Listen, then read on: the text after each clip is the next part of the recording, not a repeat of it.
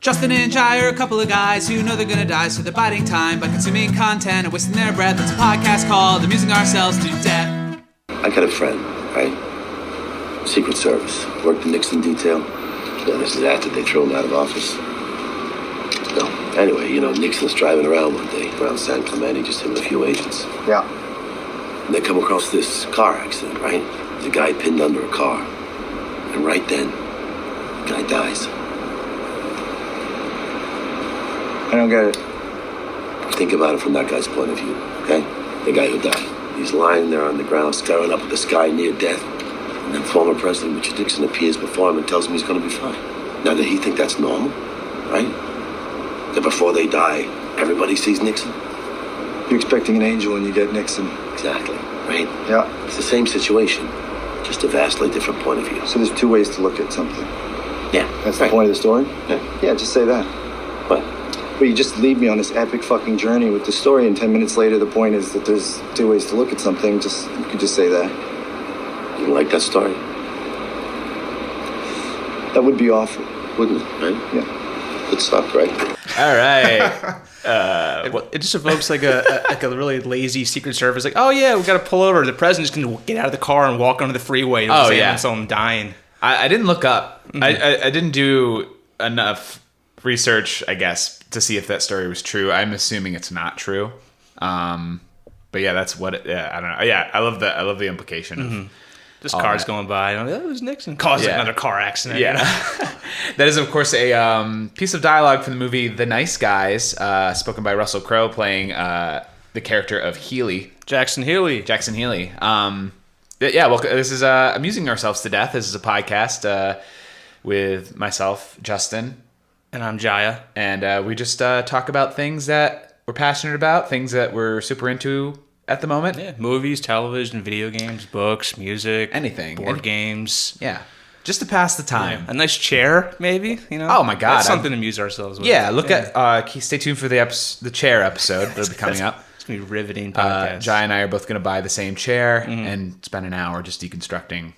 Gonna fill up a whole legal pad full of notes. Just how we're feeling. Oh yeah, I've already begun. Mm-hmm.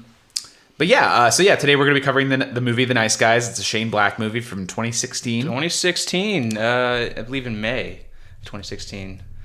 Not that that's important, but it was like, kind of is the start of the summer. Well, it is not to get we're going to get deeper into the movie in a moment, but it is kind of important because I read a quote about how this didn't do well at the box office. Not at all, no. And I think there was Shane Black said, because people were like, I think they were already talking about a sequel before the movie even dropped. Mm-hmm.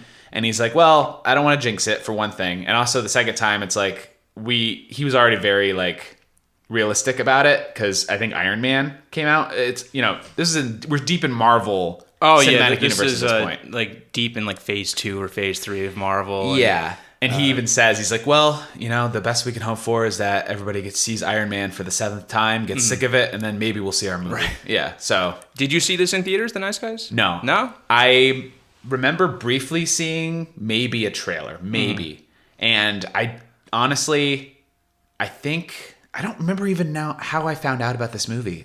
I rented it. And then I think we rented it on streaming, my friend Corey and I, and just like, both of us were just blown away at how good it was. I love Ryan Gosling. Mm-hmm. Russell Crowe's, I don't know, I didn't really have an opinion on him at that point. He's not quite a movie star anymore, so now he's just kind of doing more interesting roles, which is great. He doesn't have to you can kind of let himself go a little bit. And right. He doesn't have to worry about trying to get an Oscar anymore. Yeah. He's already got one. Yeah, exactly. So, how'd you hear about it? I saw it in theaters. Okay. I saw it at the what is now the AMC Promenade in Center Valley, Pennsylvania. It was, at that point, I believe, the Carmike. And I saw it with my buddy CJ, who did not like the movie, but I was a big fan of Kiss Kiss Bang Bang and Shane Black movies in general. So I think it was my number one film of the year. It made my top 16 in 2016. Wow. Okay. So do you do a top? Every year, yeah. I mean, this should be a top 19? Top 19 of 2019. Next year, top 20 of 2020. This is a joke that I'm just going to do until I die. I started in 2011, I believe, the top 11 of 2011, and I can't give up now. You're committed. I should be committed. But yeah, I saw it in theaters and talked the hell out of it, and bought it on Blu-ray the day it came out and just Yeah. tried to show it to everybody I can. Me Just try too. to raise awareness of it. Yeah. And people are like, why didn't I hear about this movie? It's like, because the theatrical experience is dying. I don't know what to tell you. No, it's true. Yeah. It's a very small movie. It's just completely character. Yeah, it's just kind of Like- a couple of scruffy guys just Yeah. solving crimes in L.A. It's kind of noir. Yeah. You got a damsel who's dead. You know, it's very. It reminded me very much of like Boogie Nights, which you and I watched. Oh, no, Recently. 1970s, yeah. Yeah, just with the L.A. porn industry, you know, yeah. and the death of innocence and like That's into a what new you need era. to get people in the seats, I guess. Yeah. But yeah, we're gonna get deep in the movie, but real quick, we want Yeah. to do a segment where we talk about something small, like maybe our what you were up to this past What are week. we amusing ourselves with this week? Yeah. Yeah. Things we might get into deeper. But yeah, what are you right now? What are you into? Right now, I'm pretty deep into. I just finished a new video game that came out. It's Okay. called Untitled Goose Game. It's for the Nintendo Switch. Have you heard about this? I've seen it on Twitter. Is it just for Nintendo Switch? I believe it's just for Switch. It Oh, might be that's a coming bummer. out for other systems soon because it's kind of hitting critical mass in terms of just the general consciousness and like, you know, once things start invoking memes and just inspiring, you know, late night talk show jokes, that's when you know a game is made it. But anyway, Untitled Goose Game is a small indie game made by this team in Australia, and you play a goose in a unnamed Australian town. And basically, the goal of the game is just to go and piss people off in the town, but not like in a violent way. Really, it's just kind of like there's a gardener. Oh, steal his hat, lock him in the cabbage patch. You know, you walk into town, break into the little audiovisual store and get yourself on closed circuit camera television, and you know, just like it's causing you're making wacky hijinks basically. But you play a goose, you walk around, really cool pastel colors everywhere, so a really light piano score. So it's just kind of a very pleasant game to play. Yeah, I just finished it this afternoon actually after a couple days, so I'd highly recommend it. Is it like a narrative or a storyline? No, or it's just like you get achieve missions all these things. on like a legal pad just pops up with like, you know, steal the man's slippers and he's reading the newspaper, and you know, break the dartboard at the restaurant, and then it just there's no really reason for it. Yeah. There is a very kind of like secular nature to the game that reveals like one big ultimate punchline, which is great. I won't reveal it, but yeah, highly recommend. Some geese just want to watch the world burn. That's what. Some geese just want to watch the world burn. That's the sequel. Yeah. No, it seems like it's very much in the vein of like there's these like little indie games that come out that I find very interesting. There was like Bread. Was it called Bread? Where you're a slice of bread? I never heard of that. There's no. that one where you're just like you're literally just a slice of bread wandering around. There's like a new one where there's another one where you're a cat and you're just knocking shit off shelves. Okay. I remember there was a Flash game. I think it was part of the Adult Swim Flash games where it's like you have like 1 minute to kill yourself.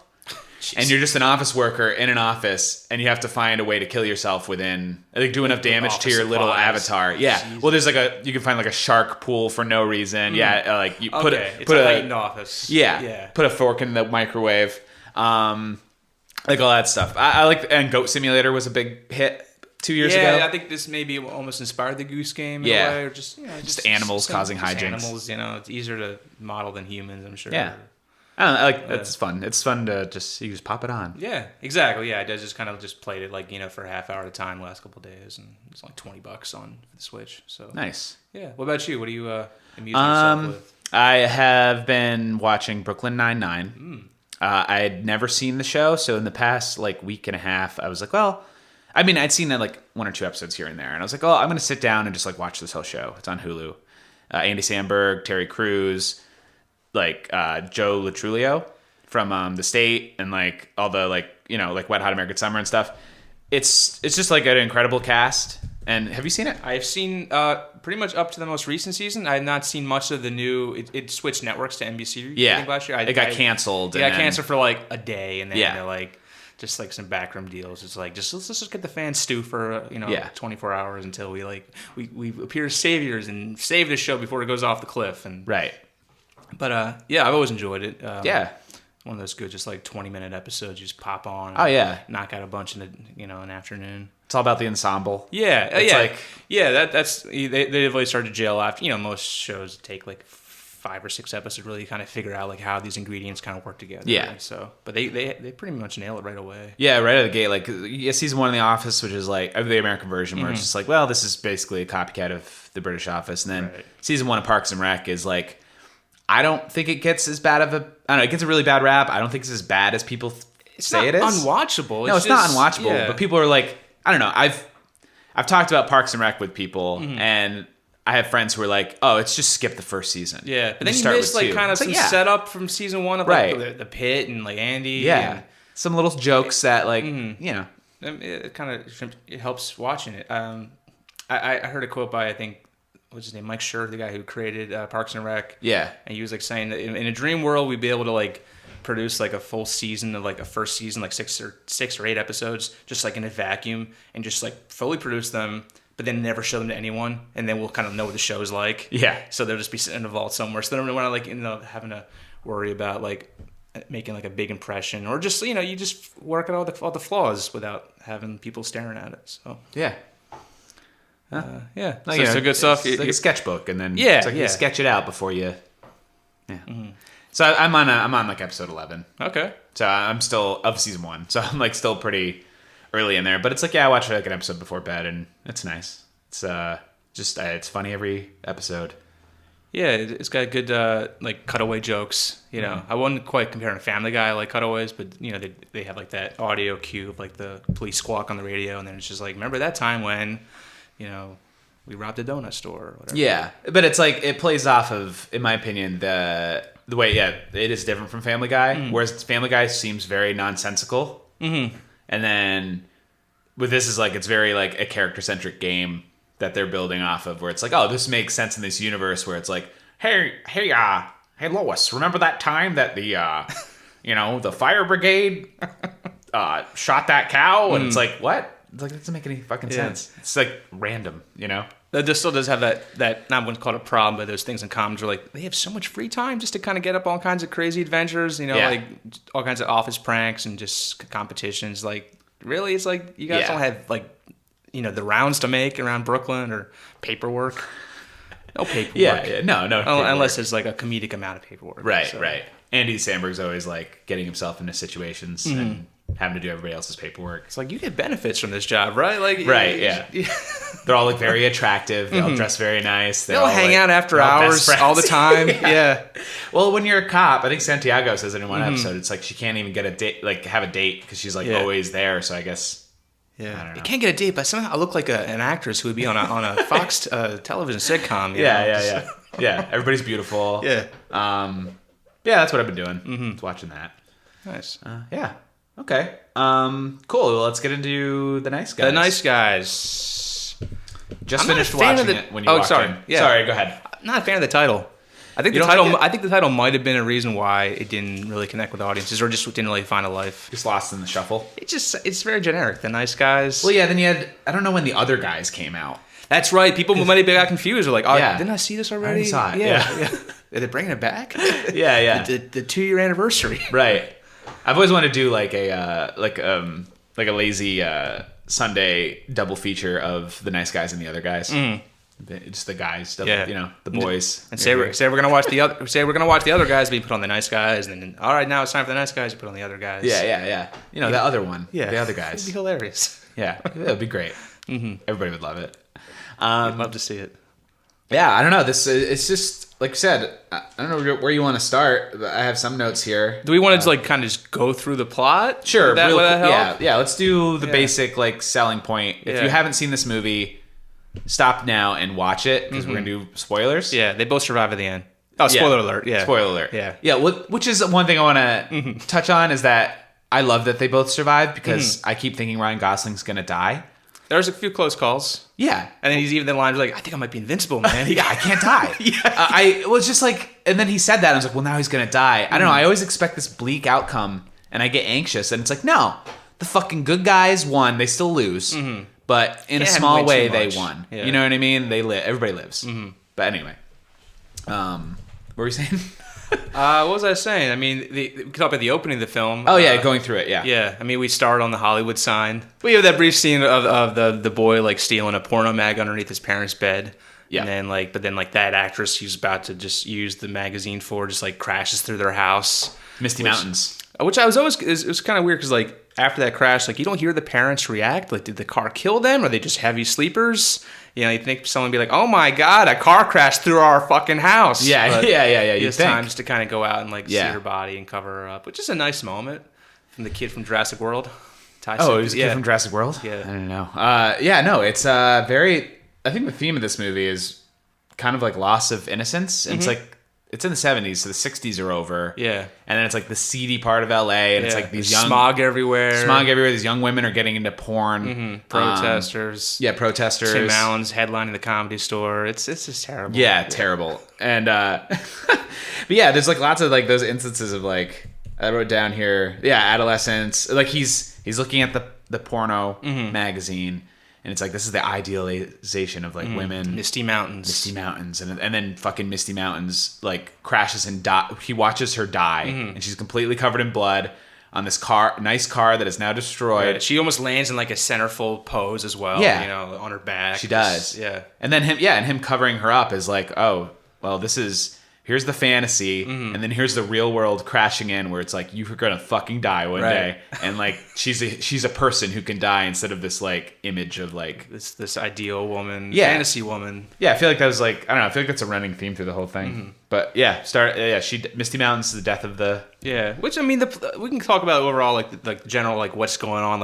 what's the mystery that they're trying to solve, and they eventually get into it someone's just knocking off people who were involved in making this porno that had this smoking gun evidence against these car companies embedded in the porno. It's very kind of complicated. Yeah, it's not. I mean, it was almost if they had another 10 minutes, they could have maybe shown more of the movie itself, because you see glimpses at the end. Yeah, but we don't see what went into all this production that got people killed. What is this thing that the receipts or whatever that would cause people to have so much shame and get arrested, and I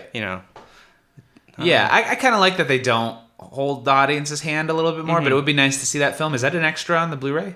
There's no extras on the Blu-ray. No, there's just sucks. 2 EPKs. Just just it's so threw it much on fun there. working on here, and they just there are some good moments of seeing Shane Black directing, but they're all less than 7 minutes long. Yeah. No commentary, unfortunately. Yeah. Well, yeah, it's it all leads back to the protesters, and they're just basically made this movie where they think at one point it said, you made a porno where the plot is the point. Right. Yeah. And that hammered it all home. Yeah, it did. Yeah. And just and it wasn't anything. It seemed kind of just lame at the end, where it was there's the actress in the movie is just it's you're poisoning our air and all this stuff, and it's the one guy with the white mustache, he's being played in the movie by a porn actor. Oh, yeah. And he's that's get the movie. I can't have this out there. Yeah. Yeah, it just seems it's would this movie do anything? Right. Yeah. That brings me to a point that I kind of want to talk about generally is the best crime stories, they definitely thrive in the past because it involves tangible objects and a film reel that you have to get with your hands. Yeah. This is the only copy that's out there. It's not some dumb internet bullshit where it's on the cloud, or there's copies, or there's fake news. No, there's one. Yeah. And it can be destroyed. Yeah. And also, I think, the best crime movies are set in the past because you also have stuff like smoking and driving in cars and having meets in scenic locations instead of just nowadays, using computers and cell phones isn't very cinematic. No, it's not. So I feel we have The Irishman coming out in a few weeks, and it's it's all set in the 50s and 60s and 70s, and I don't know what I'm saying. I'm No, it's interesting that it's a physical. Yeah, maybe it doesn't really make a difference, but it's nice that they're chasing after a physical thing, right? Instead of like you said, I don't know, this. They're writing. People are writing checks on paper, and it's done in a way where it's very immersive, and it's not nostalgia, fucking porn. Right. It's hey, remember. A little bit. It was with the music is the Earth, Wind, and Fire. It's not for baby boomers to relive their fucking youth, right? But also it's notable we see they're driving down the street and there's a billboard for Jaws 2. It's it was kind of shitty back then as well. Yeah, it wasn't all surefire hits and the golden age of cinema. It's we made a lot of bad shit too. Yeah, exactly. Party's over. That's the theme. Yeah, no, so yeah, it basically, we're introduced to Healy in March, who Healy is not a PI, but he just breaks arms for a living. He's just like a tough guy you can hire. Yeah. Just to intimidate. Go beat this guy up. Yeah. And he's mostly just like, he's helping young girls who are being creeped on by older men. Right. It brings me. I do love the intro to this movie, just in terms of when we have like these almost like 3-minute long short films introducing each main character. Oh yeah, going through a couple days in their lives. Yeah, I wrote down a couple things about like the characters what make this movie. Like, I could hang out with both these guys. Holy shit. For like 5 more movies. Healy, really quick. They're anti-heroes, I would say. Yeah. Healy breaks arms for a living. He's the diner guy. He has a story. I guess I don't know if you want to get into it now. Yeah, sure. The diner guy story. Yeah, the diner guy story. Yeah, who like Holland Bear? He hears like the first remnants of it before he passes out on the diving board. Yes. So basically, he just like stopped a guy like waving shotgun in someone's face in a diner. Yeah. Yeah. He's just eating food, and then this guy comes in. And he grabs the shotgun and just starts beating the hell out of his face. He's just like whamming the guy's face off camera, just like 8-9 times. After getting a shot in the bicep, he took some buckshot in the bicep. Yeah. So he basically, at that moment, Healy is a hero for the first time in his life, and he says it was the greatest day of his life. Made national news. Yeah. And there's one moment though where the guy is like, because they show this scene, and it's really interesting because it's like from the perspective of the guy that Healy's just beating the shit out of, which is fun because he like just grabs a shotgun, gets his arm blown off, and he's like savagely beating him.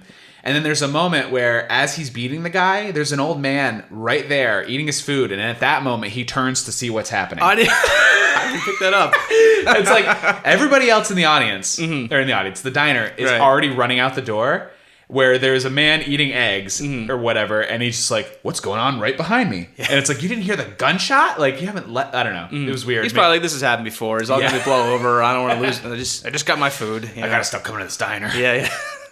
But he's a hero for the first time in his life, and I feel like he just feels discarded, like trash, like the world's moving on without him. We don't have too much backstory on these guys. Like, we have the story with both lost their wives in different ways. Right, different ways, yeah, but nothing too much beyond that besides like family loss and like.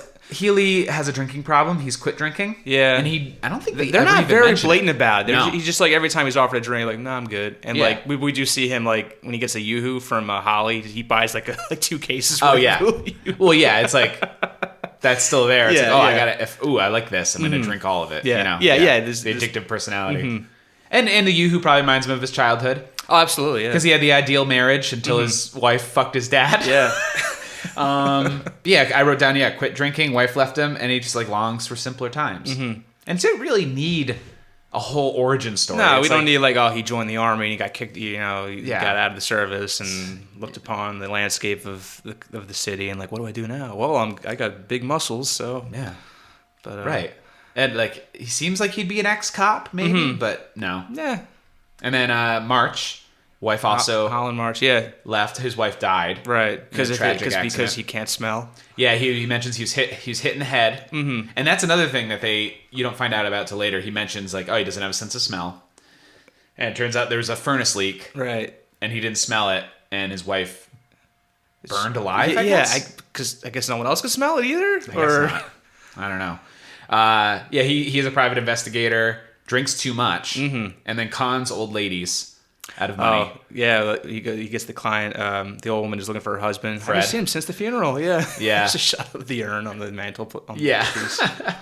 Real goofball. Has a lot of like really dumb luck. Yeah. This is his best performance, Ryan Gosling. He's incredible. Like, I'm comparing this to like Drive or The Place Beyond the Pines or The Notebook, and it's just like, he's doing the best he can in those roles, and he's great in those movies as well. But here he's just on a whole nother like just wavelength, just feeling free to be a goofball, and like, I think comedy's his wheelhouse. Yeah, because all those other movies, he's just like he's a pretty boy. Yeah, so he plays a very stoic, very restrained, and just like looking in. Only God forgives. Like he had like one line in that movie. Yeah.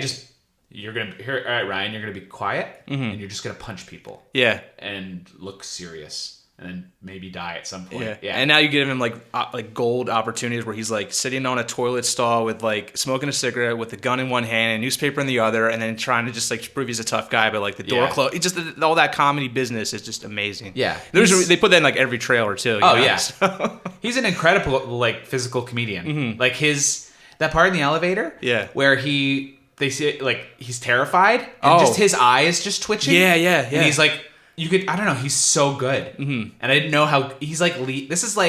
This is Catch Me If You Can for Leonardo DiCaprio, because I was like, fuck Leonardo DiCaprio, and then I saw that and I was like, holy shit! I feel like this guy's got more in not just his arsenal than we gave him credit for. Like I think he's needed a chance, and now Ryan Gosling. It's like I'd love to see him do more like comedy. Yeah, and even handicapped. His arm's broken almost the whole movie. He also has that slice in his arm because he like goes to punch through the window, and then because the bartender won't give him any information. Yeah, it just the blood's like, that's up, and it cuts him in the ambulance. He's dying. Yeah, he's like trying to be cool, and he's like I love that he takes the time. He wraps his fist in like a hanky. Yeah, he's got to do it once and be like, wait, let me cover up my fist. Let's just a little more with a hanky, and just like that quick punch right through the glass pane, and just blood just like geysers out of his arm. Oh yeah, it was incredible. And what else? Well, he's got a daughter. Holland has a daughter named Holly, which is one of those like. I guess it's probably was hilarious for the family to name their daughter kind of the same name as the father. You know? Yeah, I guess she's great. Oh, she is good. That actress's name is Angourie Rice, who I believe we recently saw her in Spider-Man: Far From Home. Oh yeah, she had like that fling with the best friend. Yeah. I couldn't tell you. I see these movies once. Yeah. As Martin Scorsese says, that Marvel is not cinema. Marvel is not cinema. That Scorsese said that. He said that. Of course he would. Yeah. It's a ride. I mean, would you? If he said he liked the Guardians of the Galaxy movies, would that be a more valid opinion? I don't know. Okay. Wait, Scorsese liked the Guardians? No, he didn't. No, I'm just saying, would you really expect him to like those movies? Oh no. Yeah. No, I'm not surprised he said that. This is a guy who like curates like movies from like Bolivia and like all over the world, just to kind of bring them on the Criterion Collection. It's like, oh yeah, maybe he's looking forward to Rocket Raccoon to spout a one-liner. I don't know. Yeah. Oh yeah, she was great. I love her. I love the daughter. She's so funny, and she's older than I don't know. Is the word precocious? Is that precocious. Is that how that She's word? precocious. Yeah. She knows how to drive. She knows how to use a gun. Yeah, she is always driving around because he's like a DD. Yes. But she's like 13. I don't know. I can't tell kids' ages. 15, 14. There's that lovely moment where she picks him up from one of his jobs of conning an old woman, and he asks his daughter Healy. He's just like, "Tell me the truth. Am I a horrible person?" She's like, "Yes." Yeah. And he's like, "Just drive." And then she just fucking drives because she's like 14. Drives her drunk father. Yeah. Yeah, it was fine. But yeah, another thing, growing up too fast. That's another theme. Yeah. Lost her mom at a young age and living in a rental house. And she's like going down the street to the lot where the house was, and she's just kind of like, oh, this is where the kitchen was. Here's where my bedroom is. Here's where the toilet is. And just kind of just living in that space, you know? Yeah, she can't let go. Yeah. Yeah. It's very sad. Yeah.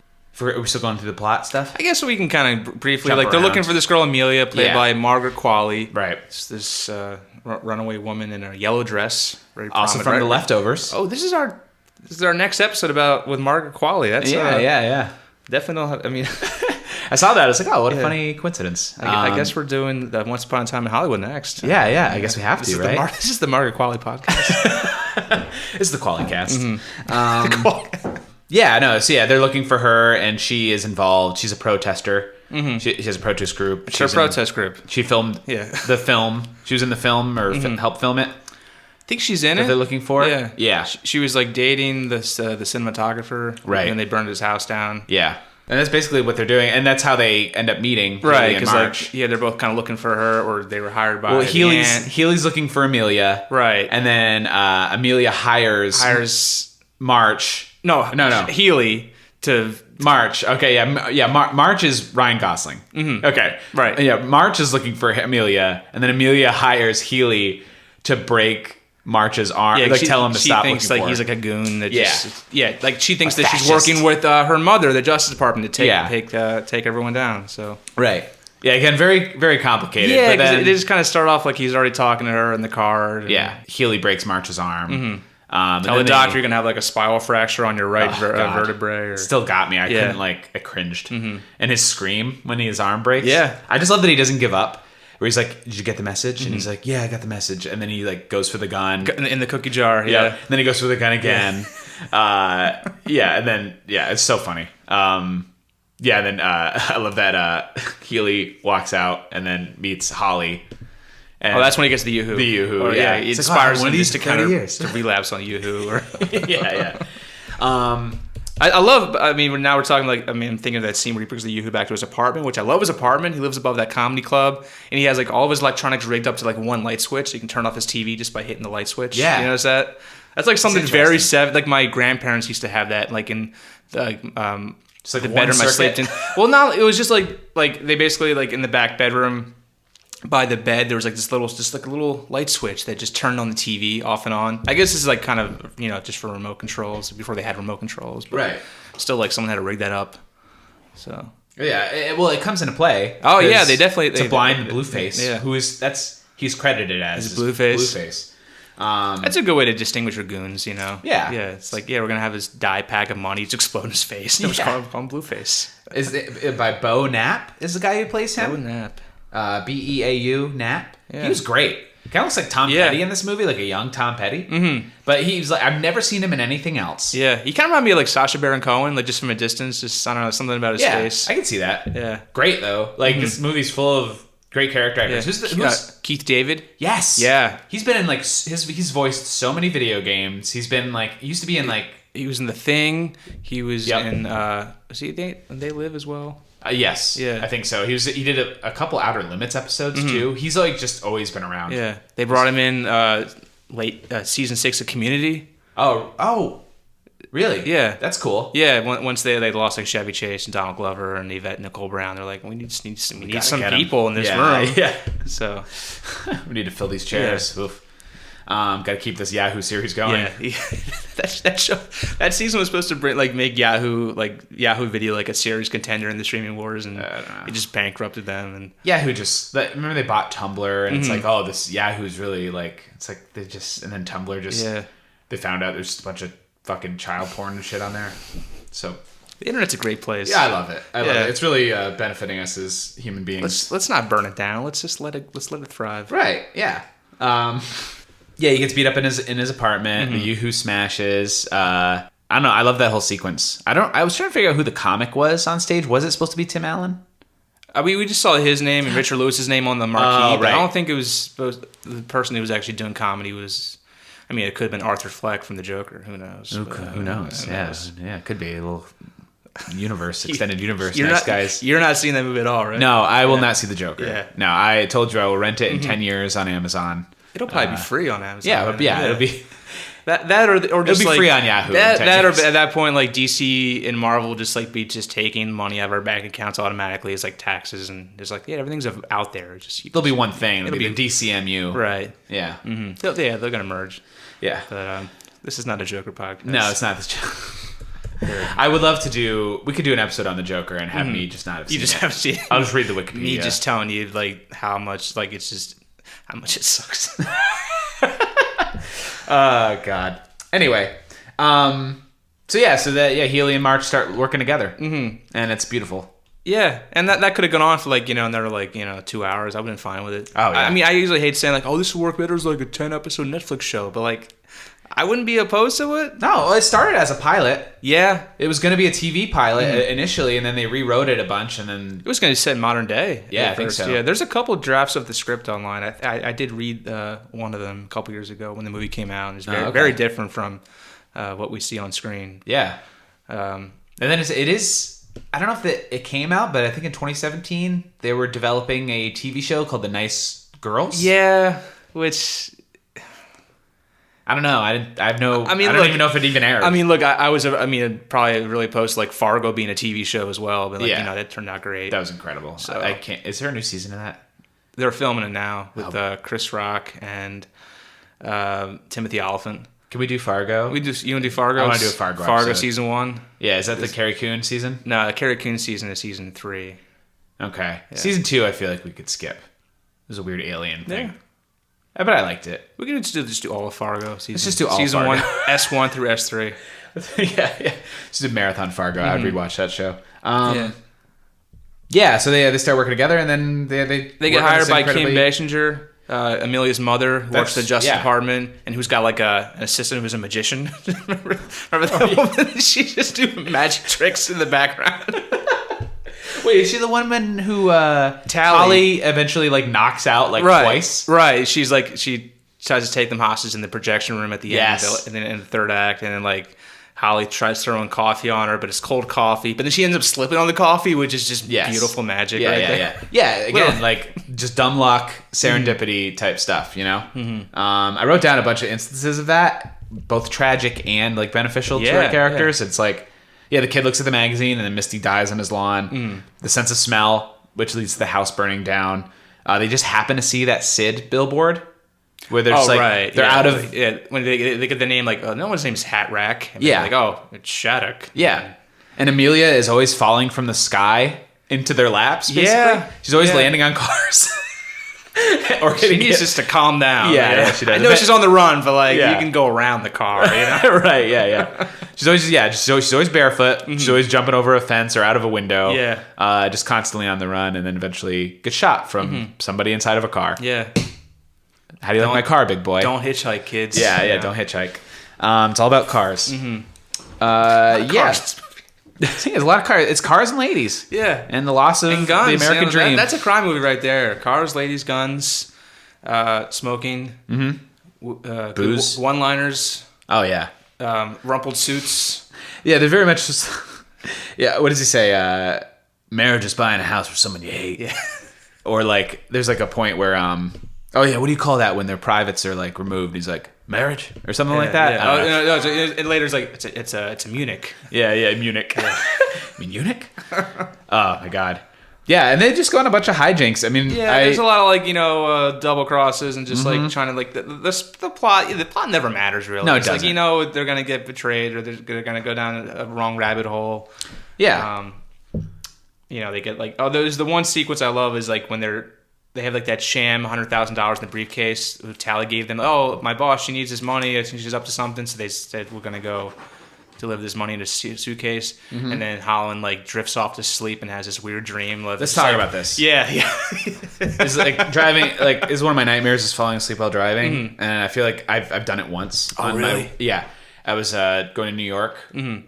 I spent the weekend in New York with some friends and in my early 20s, and I wasn't really sleeping. Mm-hmm. And so I we were going around this like mountain pass, and there was one moment where the vibration of the rumble strips woke me up. Oh shit. And I had a car full of people, and we were like on a windy uphill road. It like that was just like we're the point where I like oh shit, I like definitely like nodded off. And then I was like adrenaline awake for like I'd imagine, yeah. You haven't slept since, right? No, I haven't slept since. That was 2004.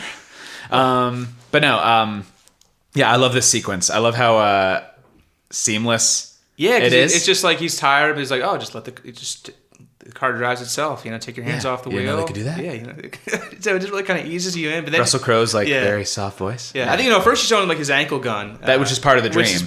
Which he then like misremembers that was a dream and not real life later on. Yeah, where's your ankle gun? And he's like, I don't have an ankle gun. Who told you I have an ankle gun? Shit, I dreamt that. Yeah, I love that. Mm-hmm. I love that. It's like, it's very real. Like it's just played so like weird where it's like, what is happening right now? It's like, you didn't know you could do that? And it's like, wait, what's up? And then the giant bee played by Hannibal Buress. That's who that voice was, yeah. Giant bee in the back seat being like, talking about the bees dying. That's where all the money went in this movie. That's why it's like, it didn't make a profit because we spent like $50 million in ILM, bumblebees. Yeah. Right, so, that's why we won't get a sequel. There's just all these lovely through lines that they keep talking about the bees. The movie ends with him trying to kill a bee. You see him looking at the newspaper like when he's waiting in line for gas and it's about killer bees in Brazil. Yep. Yeah. Just the world's going to shit. Amelia's wearing a yellow dress. Oh, she's the bumblebee. She's the bumblebee. And then we got the swearing. Every time anybody swears, everybody apologizes for it. I didn't pick that up. But there's like Amelia's in the closet, and she's like, fucking fascist. And he's like, hey. And she's like, I'm sorry. Mm-hmm. And then Gosling comes out at one point and swears, and this old lady's like, "Hey," it's like a Misty's aunt. Right. Oh, the Yeah. Coke bottle glasses and Yeah, and it's a lot of like, don't say and stuff. yeah. Just say there's a lot of whores here, yeah. Dad. Dad, there's like whores here and stuff. And like the other, she's talking to the porn actress. She's like, "Yeah, he just makes us do like anal and stuff." Like, don't say and stuff. Just say he makes us do anal. I love how many times that Healy smashes somebody's head into a counter. Mm-hmm. It's really good. This is a game. Like, here's the game. Don't talk unless you're me, or Yeah. And then when they're teaming up, it's like, tell us what we want to know, or he'll stop doing it. Stop doing what? This, and then he just like pulls his tie and knocks his head against the bar. Yeah, just stuff like that. It's so seamless. It's not like too catchy and too like clever and smart. It's just but it's just enough where it's like, yeah, I can see them saying this stuff. They didn't like practice these lines on the way over. Here's the cool thing I'm going to say before we intimidate this bartender. It's just, right. It's just like this is just how they operate. Yeah, and I love the winking. Mm-hmm. I love the winking that Gosling gets into, where he's like, "You know who else is following orders? Hitler." Yeah, he brings up Hitler a lot in this movie. And he turns to Russell Crowe and he just winks at him. Mm-hmm. And then there's the other point where he where Ken Basinger's writing a check for $10,000 and he's like, "We won't take less than 5,000." And she's like, "Oh, okay," and just turns and winks it. Like, that is like the one moment where it's like we're pretty much in their two perspectives almost the entire movie. Yeah. Like we don't really see too many scenes without them. And No. but here it's like we got one little let's just see what she's actually writing. None of them would have saw that. right. But, no, that's interesting. Yeah. You only really know what they know. Yeah, you're not seeing like even like the scene when John Boy's taking out those guys at the penthouse suite. It's like you're just seeing like just their perspective, like Yes. the guy like just like he's been shot in the neck and getting shot in the hall with the other guy and throwing out the window. I love that scene so much. Yeah. Like, I was just like, there's moments where I was just like, this movie's brilliant. But then we talked about it, like his facial expression after he sees these horrifying things. And just like, even the bartender, I think is like, you don't want to go up there. These New York guys up there. They got bodyguards. Yeah, they got bodyguards. And then it's like, oh no, Gosling doesn't want to go up. And they're talking like it's a smart move. Yeah, it's a smart move, but they're like just very just like playing with semantics. Because they probably are both like a little terrified, but they don't want to trying to give like, it away. Yeah. And they're not James Bond. Come on. No, but they're trying to be tough guys. Yeah, but they're nice guys. Yeah, it's so good. I love that. I love it. Just so subtle expressions, and you think that I don't know. You go up there and you think that they're gonna like be heroes and like, fucking like go in guns blazing, and it's like no, they fucking run. Right. Yeah. Just hit that down button and let's just get out of here. Get the fuck out of here. Yeah. And I'm assuming it's John Boy killing all those people. Yeah. I don't know who that actor was. It was but Matt Bomer. he reminded me of Brandon. Who's the guy who played Superman? Oh, Brandon Routh. Yeah. Yeah. I almost thought it was him when I first saw this movie. Yeah, he was great in this too. Yeah, he played like that. He had the scene where he's playing the doctor. He goes to Holland's house. He's pretending to be the doctor, and then like their friends like talking about Jess. John Boy, who's a character on that show, The Waltons, gives it away. Yeah, that she knows. And then like Holly's trying like, I got some cookies here, and like, cookie jar again. Cookie jar. I love that. Yeah. And I just love that she knows. And I think she knows almost the whole time that he's like, he doesn't really do a good job of coming in. He's like, I mean, to be fair, there's a very thin line between doctors and like hired assassins. They're both just very clinical and just, I'm just going to get blood all up of my hands. And yeah. I'm going to come in with these leather gloves. By an insurance company or being paid by a crime syndicate. It's all the same. Throws Jessica just out of a window. Yeah. I love that whole scene where they pull up. This whole sequence is great. They pull up after Jessica gets thrown out of a window, and they're like, "Hey!" They see him walking to his car. He's like, "What's that sound?" And he doesn't break stride. He's like, "Oh yeah, that was me. I threw a young girl through a window," and then he just has a giant machine gun. That's all like one shot too. It just lifts the gun and starts firing, and then takes on that palm tree. And the palm tree falls, and then Healy jumps through the window, and he's like, "Toss me that gun!" Yeah, and then Gosling throws it. It just goes out the window. He's like, "Shit!" And then he's like, "Fuck." Yeah, it's so funny. That was another one that was like in all the TV spots of this movie, on the trailers, and just like kind of giving away a lot of the gags. They did give away a lot of gags, but to be fair, they were trying to get people in those seats. Yeah, no, it's good, and it's like I don't know. That's all about. I don't know. It's all about the dialogue, and it's all about the characters in this movie. It's like the plot doesn't matter. So yeah. I wish it had worked. Give more, me another sequel of like movie. These guys just solving more crimes in LA, or like send them into like the North Pole out of their comfort zone. Just. The North Pole. Yeah, I don't know. No, you just drop these fish in another bowl. Yeah. Yeah, it'd be great if this was like a whole series of If like we return to these guys like in the nice guys in Paris. Yeah, sure. Yeah. We return like every like 10 years or something like Yeah. that. You know, just like the nice guys in 1986. Yeah. Well. To see how they fare with the world. Mm-hmm. Like there's that line at the end. It's like, oh, well, you know, 5 years tops, we're all gonna be driving Japanese electric cars. So Yeah. you know? Yeah. Oh, okay. Yeah. So to describe the end. So they. There's a big auto show going on, and I think the goal of Amelia and the projectionist was to show this movie that's embedded in like a big promo film for the big three auto manufacturers that has some smoking gun evidence that's just going to change everyone's mind and send the bad guys to jail. And like part of it plays, but I don't know if all of it really plays. No, because they end up grabbing it, and then there's this Right. whole comic sequence of like the film rolling. Right, he's like smashing through like glass windows just to grab it, and He falls like so far up from a roof. Like him and what's his name? The actor who played the guy in the purple suit. Keith David. Keith David falls, and like they both fall together, and then Keith David misses the pool, and horrifying splat. It's just like a fucking explosion of blood everywhere. Yeah, and then Gosling goes like into the water, and But that's the moment. Yeah, But sorry. before then is like where you think that Holland's drunk because like Yes. the bartender's like, oh, we got free drinks, and we cut to him, his expression like, oh great, he's just gonna have a drink, he's gonna screw everything up, Just like And he we- always does. Right? Yeah, we set this up in the entire movie. He's a drunk. He likes to party a little bit, and then we see him when his daughter gets taken kidnapped, and he's just like kind of singing songs, and look on her face, it's just like, oh my god, Dad, how could you? Yeah. But then like, nope, duck. And No, then- he's the hero. Yeah. know that scene- The movie gives me chills. You know what scene reminds me of is Back to the Future 2. The moment where Biff has Marty on the roof, Yeah. and you think he's won. Okay. And then fucking Marty just like steps off the roof, and then you don't see it, but he lands on the DeLorean, and then he comes back up, and then they like hit Biff with the door. I don't know. I feel like when I was a kid, I screamed when that happened, but I get the same chills where it's like, oh, near rooftop death. I don't know. Anyway, we could do a whole I think they episode on tried that rooftop deaths. in the Captain America Civil War, and just like, okay, the other better movies have done this trick, you know, where they throw the guy off the roof, and Right. nope, he's okay. Yeah, he's okay. Oh yeah, and then that was the moment where Gosling, to bring the Nixon thing back from the clip we played, he sees Nixon in the pool. Right.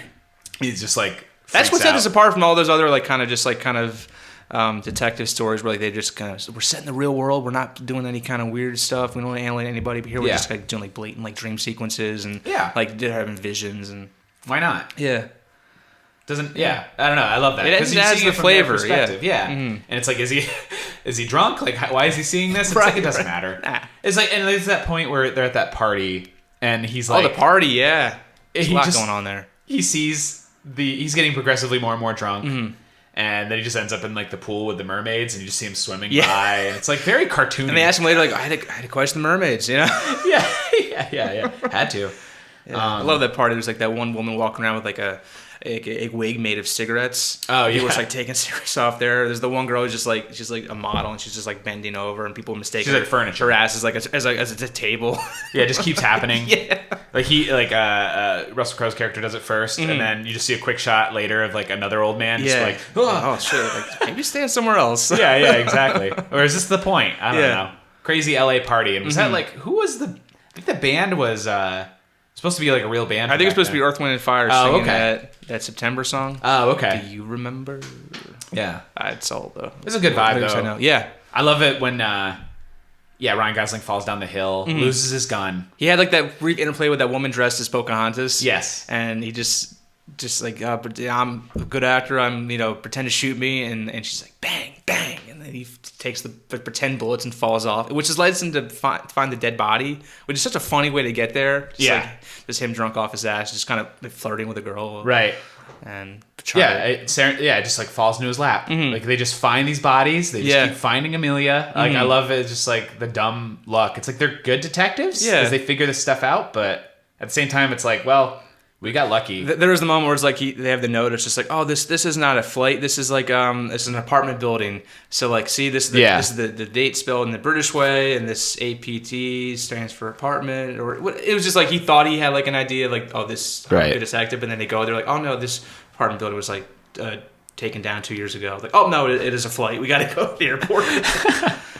Yeah, they figure it out. You know. Yeah, I just love the payoffs of all that stuff, and There's like a really good quote about the airport thing where he's like, nobody's getting killed at the Burbank airport. Yeah. It'd make national news. I'm trying to think if there's anything else. The days of Lady and Gentlemen are over. I think they just both were in these marriages and they both had this ideal life and they lost it. And then it's at the same time, you have like, we're in the 70s now. It's like CDLA, just it's grimy. The bees are taking over. Yeah. It's like there's graffiti on the Hollywood sign that's falling apart. Just bleak. Yeah. And then they lose in the end. They get the film. Yeah. But then the bureaucracy, like she's like Kim Basinger's character might be going to jail, maybe not. Maybe. Yeah. But you get the idea that she's not really gonna pay for her crimes. Nah. It's gonna be covered up. And then I think they're at the end. It's like a bit of a time jump because now we're in Christmas. Oh, right. That's a big staple of Shane Black movies. All his movies, most of his movies are set during Christmas. Interesting. Yeah, I didn't know that. Weapons. I haven't really seen a lot of his movies. Yeah, I haven't seen too many either. I mean, really, like Kiss Kiss Bang Bang is like the big one that I've seen. Okay, I haven't seen that. Which that's basically like they basically remade Kiss Kiss Bang Bang into this movie. Well, I looked up on Wikipedia. They're both inspired by the novel Blue Murder by Brett Halliday. I don't know that one. Okay. Yeah, I don't know. On Wikipedia, it said that they were they took inspiration from that book for both Kiss Kiss Bang Bang and The Nice Guys. Yeah, Kiss Kiss Bang Bang is more blatant in terms of like its private detective, like Raymond Chandler-esque like conventions, like the even like the acts of the movie are named after Raymond Chandler novels. There's a lot more voiceover. This one only has voiceover in the beginning and the end. Yeah, so which is classic in like a noir type detective. No, but I definitely see this as like he enjoyed doing like a black comedy crime film with like two solid actors as the detective characters almost. And Kiss Kiss Bang Bang wasn't a big hit. And then I guess Robert Downey Jr. went off to make Be Iron Man, so he didn't really have the opportunity to do a sequel to that. So then he kind of just took some of those inspirations and just kind of, this is almost like a spiritual sequel to Kiss Kiss Bang Bang. That's cool. So I'm hoping like another couple years he does this again, just like does another crime film. And he's better at small movies like that. Oh, absolutely, yeah. What has he done since? He did Predators, that new Predators movie, which I heard was terrible. That was just a couple years ago. Yeah, so I mean, that's the movie, That's basically. The Nice Guys. Yeah, it came and went. No real life after that. Have you, I want to get into the noir thing for a little bit. Are you you've seen enough noir movies? Yeah, and read a lot of, I mean, I went through a real big Raymond Chandler phase. I in middle school, I played a private detective in these YMCA plays named Bryce Canyon. YMCA plays? Well, is that exactly what it sounds like? Well, it's like I went to this daycare. It was like kind of a YMCA. Okay. We had a drama teacher, and like we just wrote these like original plays, and like I was like a private detective and wore a trench coat and solved mysteries. So that's incredible. I kind of like, this is all up in my shit. Yeah. Yeah, even like those the Calvin and Hobbes strips where like he was like fantasizing about being like Philip Marlowe basically. So yeah. Well, there's noir. Yeah, sure. I feel like I've seen a handful. I've seen Third Man. Mm-hmm. I've seen Chinatown. I've only seen that once. I'd love to watch that again. Let's do Chinatown again. Yeah, let's do Chinatown. Let's go on a whole noir run. Leftovers, very noir. I guess. No, I'm just kidding. It's only our third episode. Did you see Brick? I did, yeah. I'd like to do an episode on Brick. Yeah. With Joseph Gordon-Levitt. Mm-hmm. I haven't seen that in a while. That was great. What other ones have I seen? I don't know. It definitely had those elements. Oh, Boogie Nights. It's not noir, but it's in L.A. I think a lot of them take place in L.A. I mean, when you say noir, I'm kind of thinking like mainly crime films. Yeah, crime films. Yeah, it's just always. There's a femme fatale. There's like all these tropes, you know. Mm-hmm. And then the L.A. Noir, the video game. We can do an episode on L.A. Noir. I would love to do that. Yeah, well, I wanted to get a reason to buy that new remastered version. I would play it again for the 5th time. It was fun. Yeah, I love that game. Starring a bunch of people from Mad Men. Right. It was just basically the off season between like season 5 and 6 of Mad Men. And like, what are we doing? We're just going to go over to some warehouse and rock stars rented out. They're just going to capture our faces as we. That was a writer's strike. Overreact. Yeah. Overreact. Yeah. I love that. Where it's like, is this person lying? And his eyes are just like flipping in his head. It's like, damn it, tell me where the drugs are. They're hidden in these coconuts. Yeah. Anyway. But I think what sets us apart is that noir films, they usually end, like they lose in the end. Yeah. That's why I was expecting them to die. Right. Yeah, they're very rarely ever just like, riding off in the literal sunset and just, we saved the day. So Chinatown's a classic example of that. Forget it, Jack. Yeah. It's Chinatown. Yeah, I forget. I remember that ending, and I remember his nose getting busted. Mm-hmm. I think that was my first introduction to like noir stuff because he was like an anti-hero, but he didn't really. And his face was busted the entire movie, so he wasn't like a pretty boy, Humphrey Bogart character. Yeah, it's interesting. I don't know. Yeah, I'd also recommend Inherent Vice. Oh, that was great. Paul Thomas Anderson. I really want to see that again. I've only seen it once, and I want to read that book. I read the book first. The book's incredible. The book's that's another case where like if they made this into like a 6-episode animated series, I think it would have been. Are you serious? Yeah, I think Pynchon material, Thomas Pynchon, the author, his material would play much better animated. Interesting. It's just such a bizarre world he paints that like I don't think that like we can really capture with like conventional cameras or just even like production budgets. I don't know. It was a very bizarre movie. Yeah, it was very hard to follow. And they trimmed that sword to the bone. Like there's just so many more like weird rabbit holes that book goes down. That are just like it's just a joy just to kind of like just swim in that prose for like however long it takes to read the book. So okay, it was kind of like nothing seemed to matter, and that was like the point. Exactly. Yeah, which reminded me of like Burn After Reading and what's Burn After Reading might be considered noir. Yeah, but like as far as the terms of like. None of this matters. Mm-hmm. Where it's like, you know what I mean? You think this is everything. The plot is just the way to get us to have like those moments that are character moments or like cool visuals or like weird detours, like those dream sequences, and it's just like getting the characters just to do things beyond just like sitting in a room and waiting for the phone to ring. You know? Yeah. Well, and also let's go follow up that lead. Let's go make that phone call. Let's go on a stakeout and go rescue that girl. And, yeah.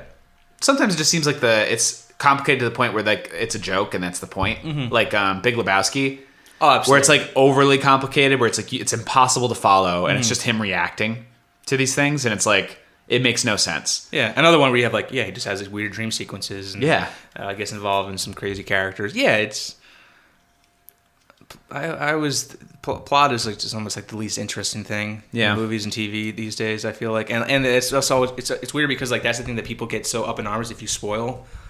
Which I get. It's like, I don't want to know that Rosebud's a Sled or Tyler Durden and Jack are the same person. But sometimes, like, you can't really spoil things like a beautifully composed shot or like a music choice. Right. Well, it doesn't mean that it's like I can't see it now. Right.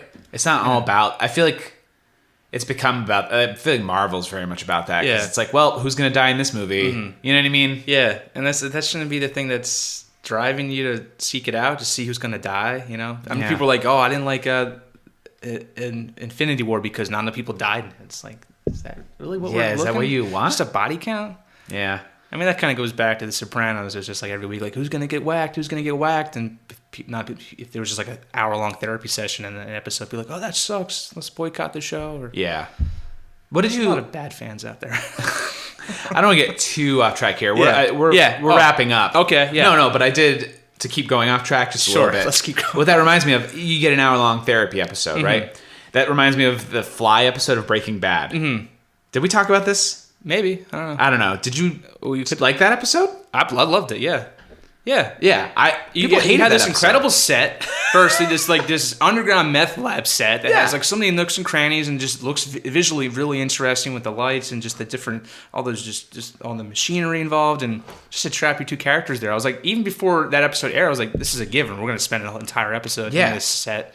You know, after like the success of the previous season where they just spent like an episode out in the wilderness, trapped in the RV. Mm-hmm.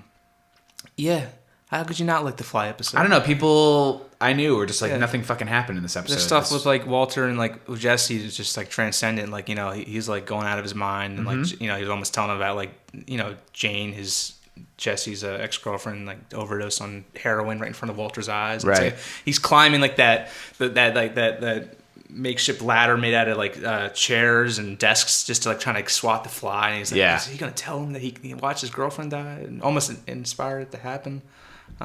There's so much there, and it's so simple. Yeah, I don't know. I love that. Yeah, overall, it's like if you're watching stuff just to watch like plot boxes get ticked off, or just, you know, like Walking Dead, where it's like, anybody could die at any time. Yeah, I couldn't get past season 1.